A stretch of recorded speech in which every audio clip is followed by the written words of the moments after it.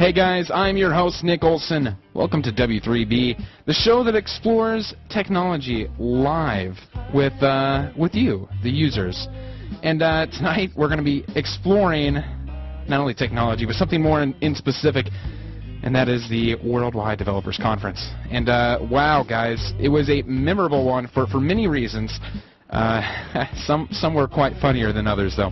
So we're on like an hour-long show tonight, depending on how things go. It's sort of flexible. Could go longer, could go shorter. Depends if Rob is a little bad boy, because he could be. But now bringing him in, joining us, Corn Dog Computer himself, Rob Johnson is our guest via Skype tonight. Rob, how are you, sir? Pretty good, man. I'm just kind of, saying my goodbyes to my iPhone, trying to get it out of my system.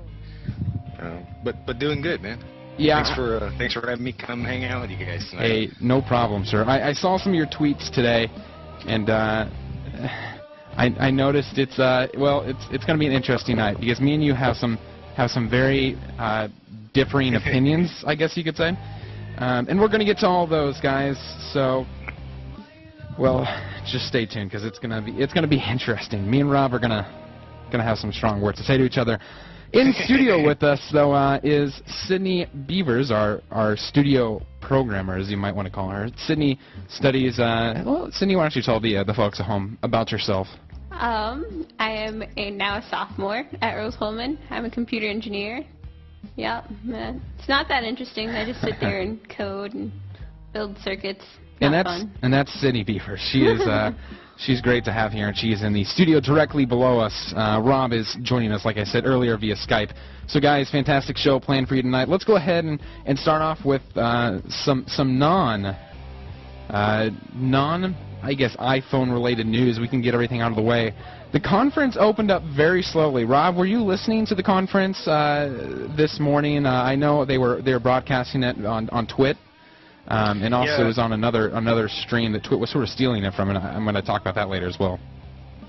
Yeah, I was watching a little bit on Twit, and I think it was GTGV or whatever it was doing a lot of the audio and the broadcasting, and it just there wasn't a whole lot of excitement going on with the whole deal. It was kind of chill for a WWDC keynote.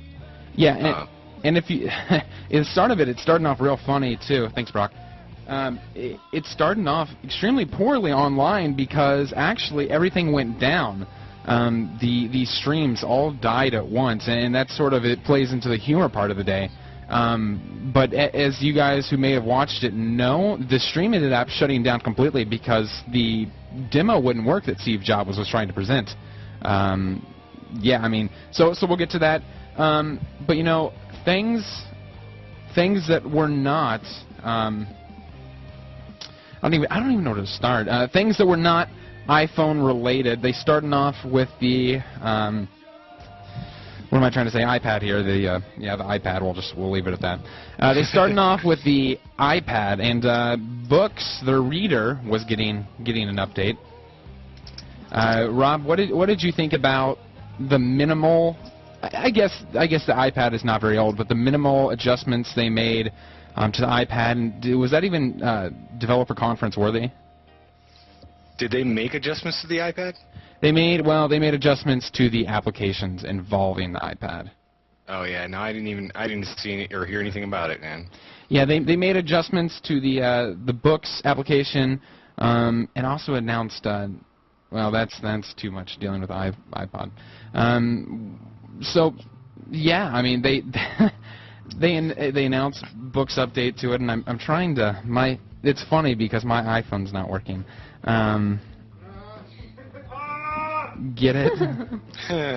And well, first off, my iPad Nano is not working. My iPad Nano is not working. Yeah, and it's going to be hard, I got to say, to it's going to be hard to find anything else that happens at the developers conference, and to be honest, it sort of made me a little bit angry just because the entire thing was so oversaturated with the iPhone. Did it seem like that to you too? Yeah, but I think that's normally how it plays out for WDC, or at least it has for the last couple of years. It's all about the iPhone, and And this being the time of year, I mean, I don't think we really expected much less than iPhone. I think it was hilarious though when Steve's like asking everyone to stop using Wi-Fi and shut down all their devices. It reminded me of the last time I saw like a keynote with a failure like that miserable was the one where Balmer was trying to demo voice to text for Windows Vista. Yeah. Something about killing your cousin or something like that. Was that even that wasn't even Vista? I think that was a little bit earlier than Vista. No, that was terrible. It was Vista. Yeah, it was Vista. It was before Vista was released, but that was the last time I saw a keynote go that bad. That was absolutely hilarious in my opinion. Yeah, it said some absurd stuff. And the best part is where the guy in the crowd when they're sitting there trying to get everything working, and they're like, all right, shut down Wi-Fi, and you see right there. I mean, look, okay, sure, Wi-Fi's not working. All right, go ahead and use AT&T. And Steve's like, somebody's got an idea, and some guy screams out, Verizon. Yep. And I was like, that's classic, man. Yeah, that definitely was perfect. Funny. Steve didn't think it was funny. He just said, well, we're gonna go on with something else. Yeah, it was funny to everybody else, I think. Okay, so something I just found out about was just released a press release, Safari 5. Yeah, it just appeared in the download menu. I have to wait till after we're done so I can reinstall or install it. New with Safari 5 is the Safari Reader, basically just a page reader, and for articles, Nitro JavaScript engine and HTML5 features. Obviously, they were talking about earlier on Twit that Apple doesn't like HTML5 at all. Just sort of jokingly. Yeah. And they're also talking about HTML5, sort of like the cop out for developers who are actually developing iPhone applications. And then new extensions, CSS3, new JavaScript, as we talked about earlier. Oh, I guess we should. I mean, we can just. I'm trying to pull up the transcript. Oh, you forgot the Bing search option now too. What? Yeah, they've added the Bing search option just like they're doing for the iPhone now, where you have Bing, Google, and Yahoo as your search providers. Right. Well, the coolest thing is like the JavaScript engine is up to 25% faster than Safari 4 is what they're saying, and also they've got the location bar, the address bar is a little bit smarter. It kind of works a little bit more like Chrome.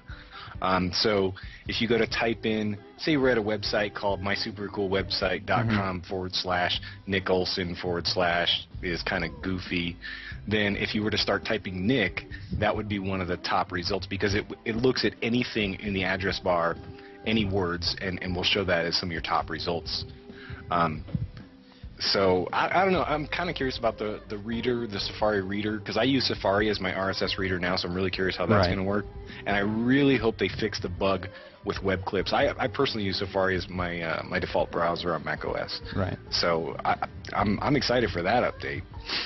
Right. I'm also waiting for iPhone, I'm sorry, they call it iOS 4 now. That gets released anytime now. I'm waiting to download that one and slap it on the phone and see what the GM is like. Yeah, I think it's funny as I'm looking through the keynote here. Excuse me. It was so embarrassing almost how little they mentioned anything but the iPhone.